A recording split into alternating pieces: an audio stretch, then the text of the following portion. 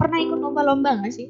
Alhamdulillah kalau ikut lomba itu dari tahun 2013 sudah mengikuti lomba, baik itu dari tingkat kabupaten, Jawa, tingkat provinsi sama nasional. Alhamdulillah. Jadi sudah melalang buana sampai ke Alhamdulillah. Alhamdulillah. Dan prestasi tertinggi apa yang pernah didapat selama ikut lomba?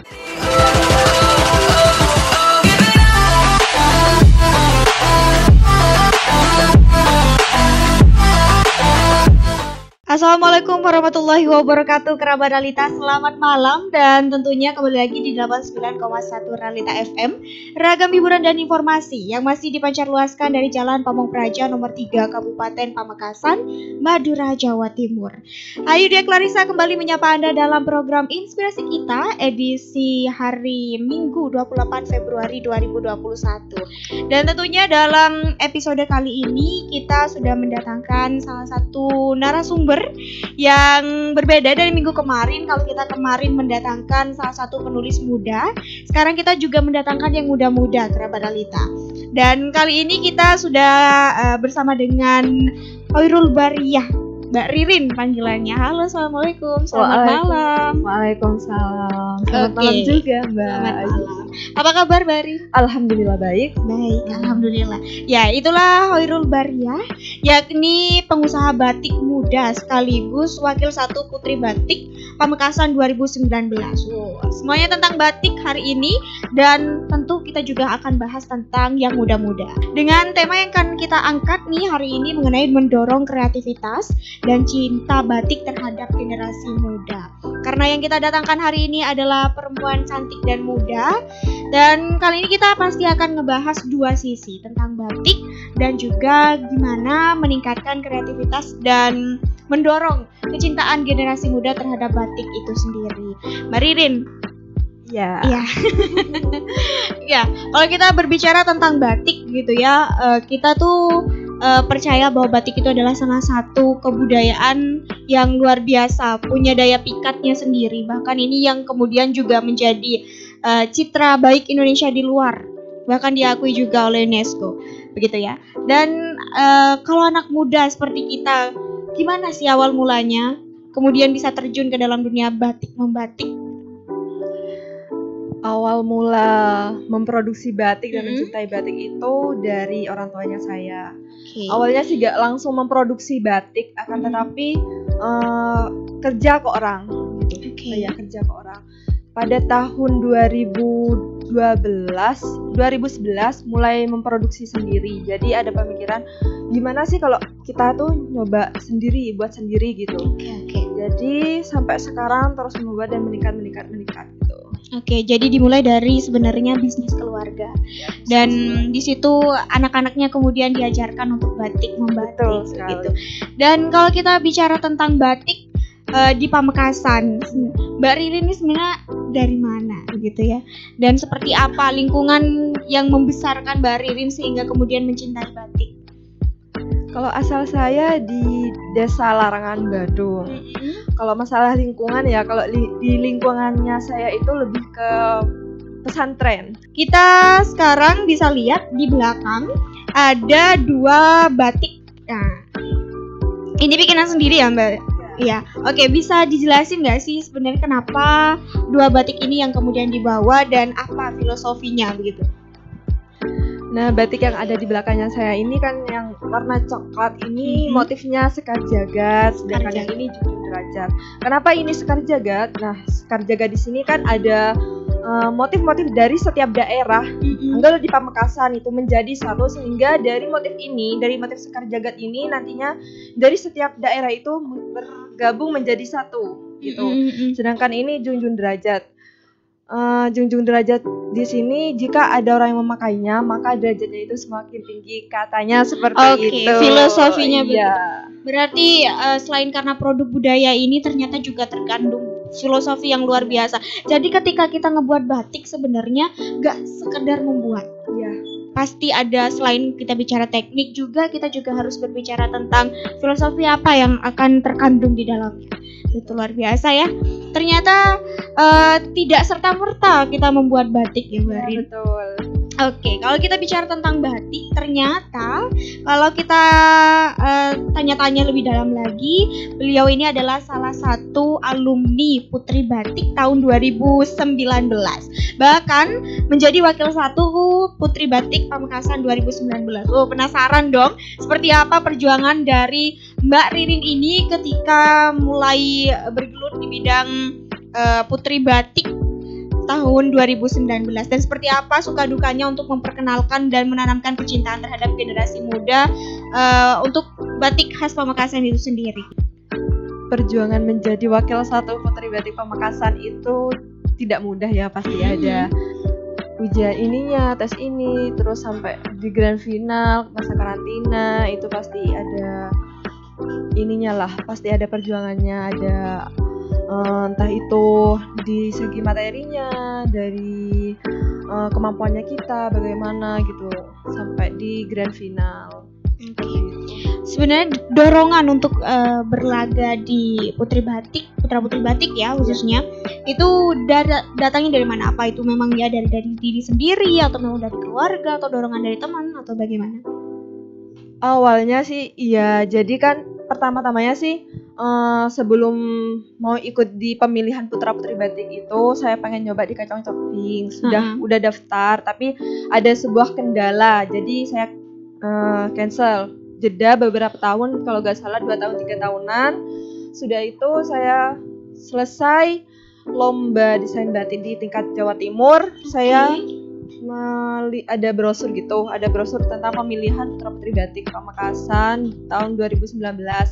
Nah, jadi saya tuh kok pengen ikut ya, siapa tahu kan nanti bisa menjelaskan juga gimana sih batik itu ke anak-anak yang lainnya gitu. Oke, seleksinya pasti luar biasa berat ya. Pada saat itu bagaimana adrenalinnya meskipun memang sudah punya basic tentang pengetahuan tentang batik begitu ya, tapi kan tidak menutup kemungkinan bahwa ada yang lebih baik daripada kita. Bagaimana kemudian mengatasi hal tersebut dan tetap meningkatkan jiwa kompetisi untuk tetap bertanding gitu? Ya itu, percaya diri aja, bismillah. Pede aja ya. Pede aja, jadi bismillah.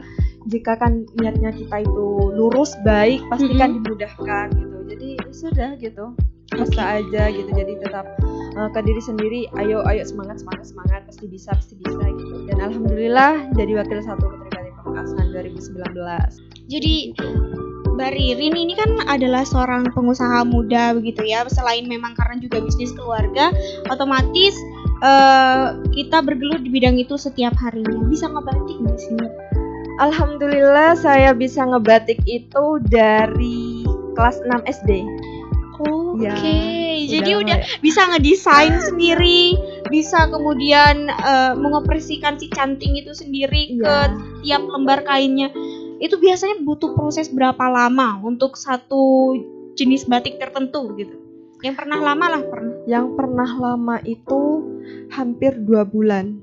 Lama proses pembuatan itu sebenarnya tergantung dari apa? Apa kemudian karena polanya atau desainnya memang punya makna-makna tersendiri, jadi harus ada pakem-pakemnya atau gimana? Dari pola juga menentukan proses lamanya batik itu jadi, dan itu tadi ukuran canting, semakin kecil ukuran canting yang dipakai itu maka semakin lama. Oke. Jadi ilmu baru nih sebenarnya. Saya memang benar-benar nggak terlalu tahu sebenarnya, tapi informasi banget hari ini kita dapatnya. Kalau jenis kemudian bahan yang dipakai, entah itu jenis kainnya atau malan.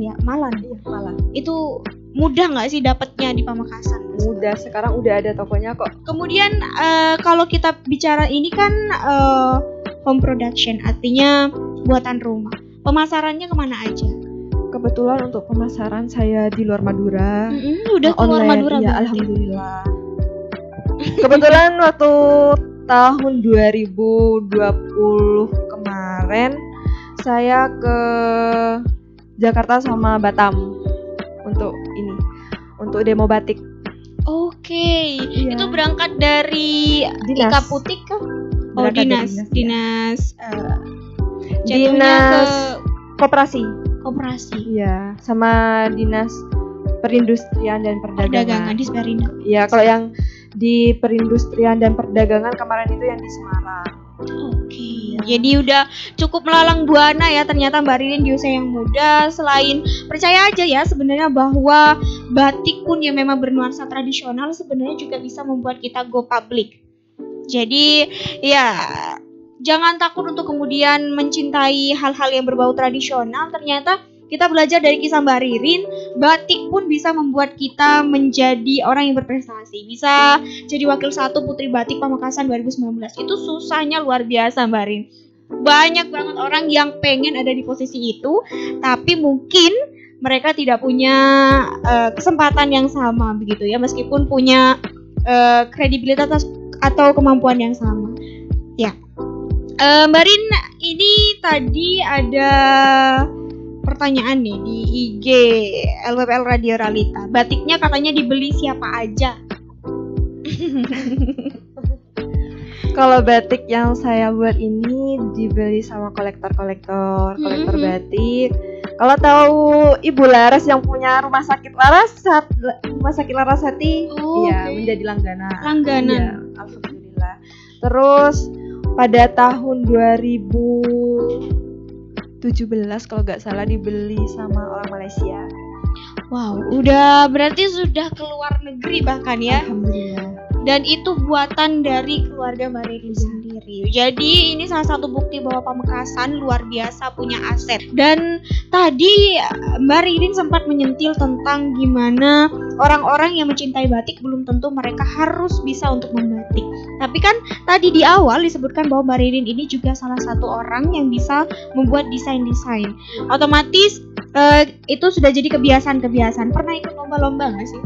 Alhamdulillah kalau ikut lomba itu dari tahun 2013 sudah mengikuti lomba baik itu dari tingkat kabupaten, Jawa, tingkat provinsi sama nasional. Alhamdulillah. Jadi sudah melalang buana sampai ke nasional. Alhamdulillah. Dan prestasi tertinggi apa yang pernah didapat selama ikut lomba? Yang paling tertinggi itu pastinya di tingkat nasional ya pada tahun 2014. Sebenarnya dari tahun 2013 itu saya menjuarai juara harapan 2 tingkat provinsi. Terus pada tahun 2014 di tingkat provinsi dan 2014 juga di nasional. 2015 itu saya masuk nominasi. 2016 saya juara berapa ada itu ya? Saking banyaknya sampai lupa ya. Terakhir itu 2019. Nah 2019 itu momen yang paling alhamdulillah banget pokoknya ya. Kenapa? Itu pada tahun 2019 saya ikut lomba desain batik tingkat Jawa Timur. Itu saya langsung diwawancarai sama Ibu Wagub. Wah, Ibu Arumi. Iya, luar biasa. Gimana perasaannya pada saat itu? Selain seneng, gugup? Seneng, gugup iya pastilah. Itu di mana? Di Dekranasda. Di Jawa, di Surabaya. Di Surabaya. Ya, di Surabaya. Aduh, ternyata sudah sampai ke tingkat provinsi bahkan tingkat nasional. Sudah pernah diwawancari sama Arumi Basin juga selaku Ibu Wakil Gubernur dan berarti karena batik bisa membawa prestasi yang luar biasa untuk diri Mbak Ririn dan juga menjadi mata pencarian untuk keluarga tentunya ya. Dan itulah yang kemudian membuat kita jangan takut lagi untuk bergelut di bidang batik. Karena sebenarnya ya batik itu kerabat Ralita. Kalau kita pandai memadu padankan atau mix and match-nya, nggak kalah kalau sama trend fashion yang terkenal di luar negeri begitu ya. Dan kelihatannya malam ini Mbak Ririn cantik sekali dengan batik merahnya, dengan selempang wakil 1 Putri Batik Pamekasan 2019. Ya Mbak Ririn, tadi kita udah sedikit bicara tentang batik, udah juga ngomongin tentang gimana ciri khas batik di Pamekasan begitu ya. Udah sempat ikut lomba-lomba dan alhamdulillah dapet juga gitu ya. Jadi sebenarnya arti batik untuk Ririn sendiri itu apa? Arti batik bagi saya sendiri itu, batik itu udah ibaratkan mahkota bagi saya. Karena apa ya, batik itu udah sangat batin banget sama saya gitu. Udah menyatu dalam diri sendiri. Menyatu banget bagi saya. Karena berkat batik juga saya sampai seperti saat ini gitu. Jadi saya juga harus meneruskan apa yang diamanahkan oleh almarhum bapak saya. kita kan sebenarnya Mbak Ririn ini adalah salah satu milenial. Kelahiran tahun berapa sih, Mbak? 99. Ya ampun, kita kok sama. Oh ya.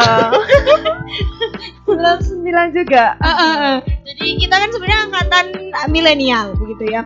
Dan gak semua milenial kemudian bisa punya pemikiran yang sama dengan Mbak Ririn untuk mencintai batik, menggeluti dunia batik yang memang kadang masih dipikir sebagai kain tradisional begitu ya. Jadi gimana sih sebenarnya cara Mbak Ririn sebagai duta batik juga, Putri Batik Pamekasan 2019 untuk kemudian meningkatkan kecintaan generasi muda nih terhadap batik? Gimana sih caranya yuk? Kan gak mungkin kita kemudian memaksakan, ayo pakai batik. Batik itu warisan harus gini, kan gak mungkin gitu kan. Jadi harus ada pendekatan-pendekatan khususnya seperti apa? Nah, itu seperti yang saya bilang tadi, itu kembali kepada dirinya kita masing-masing gitu, kepada anak-anak milenial zaman sekarang. Karena kan betul katanya Mbak tadi bahwa apa sih, kan kuno gitu ya. Padahal itu kan harus yang kita lestarikan sampai kapanpun gitu. Yaitu dengan cara kita udah memakai batik lah, seperti saya nih. Nah, ya dengan menggunakan masker batik itu, terus craft gitu. Jadi kan nanti pasti ada ketertarikan, wah batiknya kamu, masker batiknya kok bagus, beli di mana sih gitu. Nah, craftnya kamu kok bagus sih, jasnya kamu gitu. Pasti kan nanti ada ketertarikan. Nah, dari situlah jadi kan nanti juga bisa mengajak, ayolah kita pakai gitu. Siapa lagi kan kalau bukan kita sebagai generasi muda gitu yang mau meneruskan warisan budaya dari nenek moyang kita gitu. Sebenarnya kalau ada hal-hal yang berbau tradisional seperti atau makanan kah atau batik lah sebagai kain tradisional kita, itu sebenarnya ketika sudah memasuki zaman modern seperti sekarang bukan kemudian dihilangkan, tapi gimana caranya untuk memodifikasi atau memasukkan ke dalam unsur modernisasi tanpa kemudian menghilangkan unsur ciri khasnya begitu ya. Jadi kalau anak-anak Pamekasan sendiri sekarang gimana sih perkembangannya, Mbak Ririn ini kan sebenarnya juga pastinya sedikit banyak tahu begitu ya, anak-anak Pamekasan tuh sekarang sudah sejauh mana sih mereka mengenal batik khas Pamekasannya, sudah sejauh mana mereka kemudian menggunakan batik dalam kehidupan sehari-hari mereka, khusus anak mudanya gitu. Kalau sepengetahuannya saya itu sekitar 70%-an lah gitu. 70%-an anak-anak milenial itu bisa mencintai batik. Itu sudah luar biasa ya. Khususnya kan batik Pamekasan. Nah, kan dari sini kan apalagi masih ada tuh generasi muda yang juga pandai membatik, yang lebih kecil dari saya juga ada. Seperti saya kan dulu udah kelas 6 SD udah bisa, sekarang juga ada itu di daerah Kodak juga ada. Bahkan ada yang sudah umur 85-an. Itu masih aktif membatik. Iya.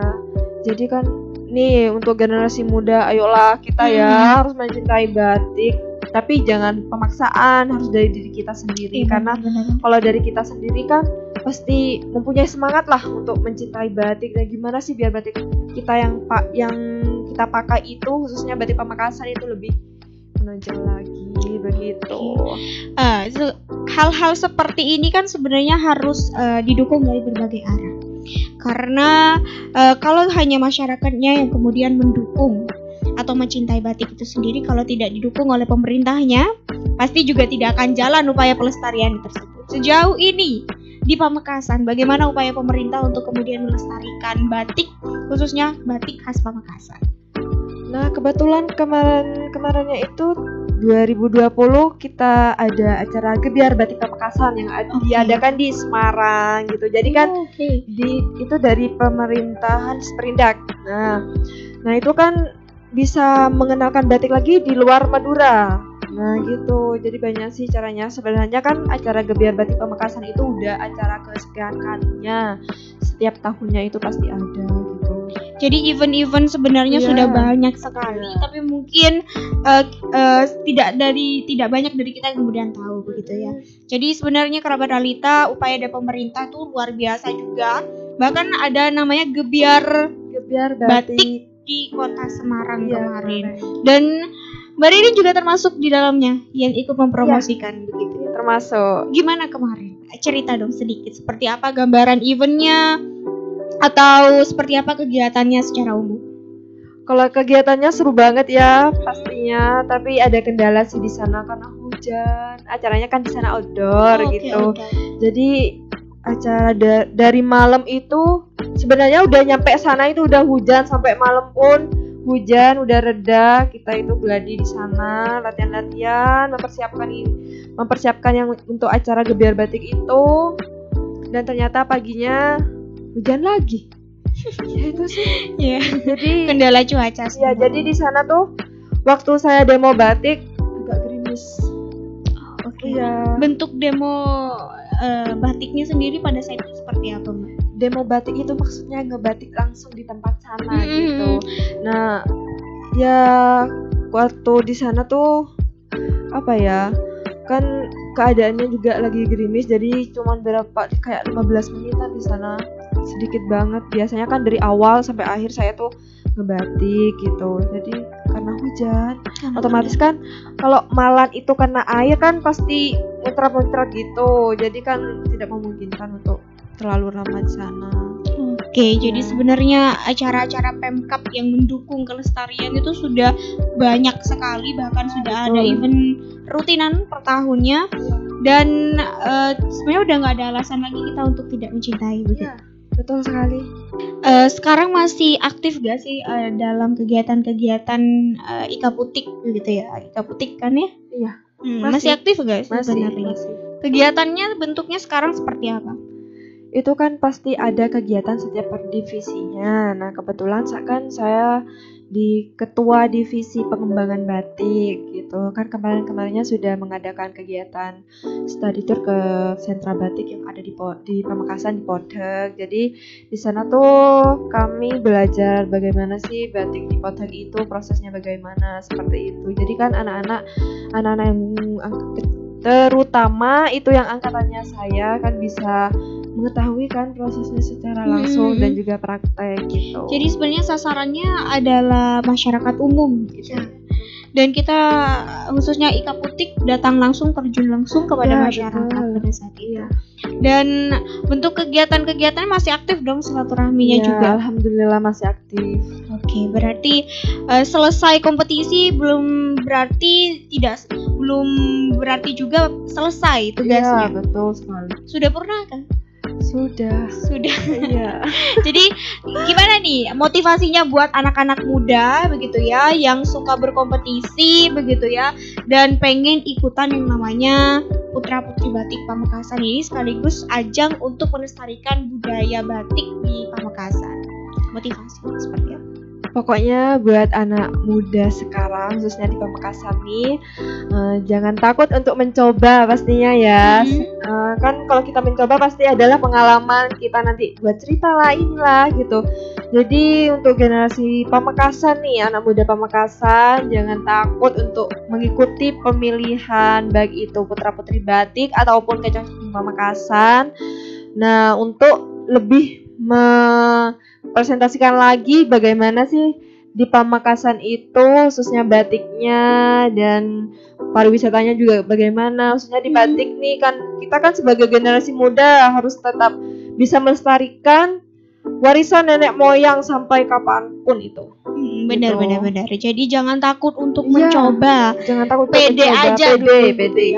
Karena nanti toh kita juga akan dibimbing, akan diberi pembelajaran juga tentang batik dan itu bisa jadi bekal yang luar biasa nantinya untuk di masa yang akan mendatang. Dan sebelum menutup kebersamaan kita kali ini, mungkin nih ya kerabat Dalita ada yang ingin memiliki desain batik yang didesain langsung sama Mbak Ririn, kita bisa ngehubunginya kemana atau datangnya kemana?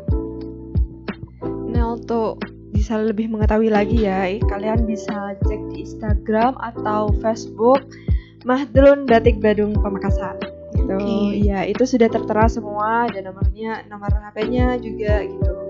Kalian silakan pakai cek langsung gitu ya di akun sosial medianya.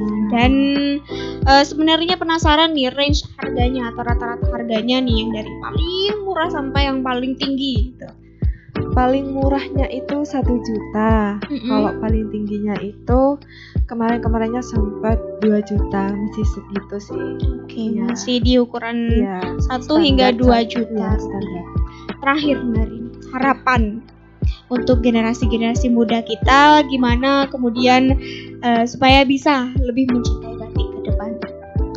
Harapannya saya pokoknya kalian itu jangan bosan untuk belajar tentang kebudayaan kita, khususnya batik ya, karena kalau bukan kita siapa lagi yang mau melestarikan budaya batik ini gitu. Jadi setidaknya kalian itu bisalah untuk mempromosikan, meskipun itu baju yang kalian pakai, setidaknya kan kalian tahu gitu. Otomatis kan kita kalau beli batik tuh nanya kan, ini nih motifnya apa sih gitu. Jadi kan kita bisa tahu. Nambah pengetahuan gitu. juga.